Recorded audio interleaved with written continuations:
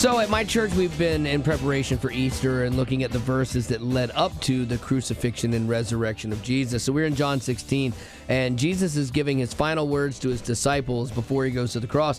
And he's trying to prepare them for what is to come when he's gone. And he says in verse 33, I have told you these things so that in me you may have peace. In this world you will have trouble, but take heart, I have overcome this world. And I'm sure if you're them, you're like, hey, thanks, Debbie Downer.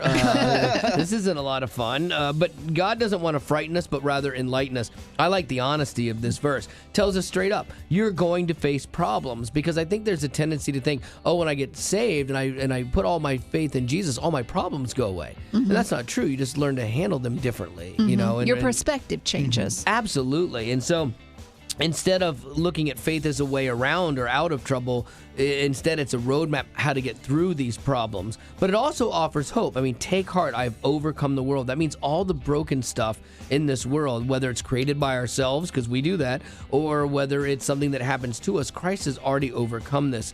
In a world that is more divided and confused than ever. I mean, think about all the conversations we have today about gender, identity, reproductive rights. You know, our world is lost. And it's easy to feel hopeless as you listen to the lunacy of people who daily substitute the real truth of God for their own self-appeasing fake truth. You know, you're like, I don't understand. This world makes no sense to me. But, you know, just by identifying, I'm using one of their words, you know, the jargon as a Christian, you're labeled as narrow-minded, bigoted, you know, because you don't fall in line with the broken world's ideology. And that's okay. That's good.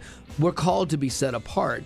But inside of that, there's still that admonition to us to make sure that we handle people in love, that we maybe are in opposition with, you know, theologically or whatever. But that's the thing, man. It's easy to get mad at the crazy things people are doing every day.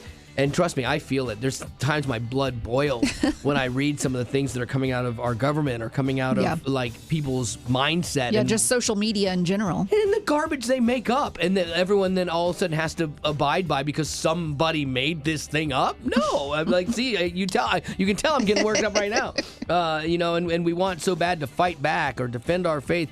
But I come back to this verse. I've told you these things so you may have peace. I've overcome this world. I do believe in standing up for what you believe in, so not just one side of an issue is being put forth. I think that's important, but it's also important to stand in the love of Jesus, knowing that he's already paid the price for all of these people's sin, all of your sin, all of my sin. He's already got that covered, and that this world is broken, and it's not going unnoticed by him. He says, I've already overcome this world. And so you can take heart in that, or take a little bit of peace or solace in that you don't have to fix everything that's going on here.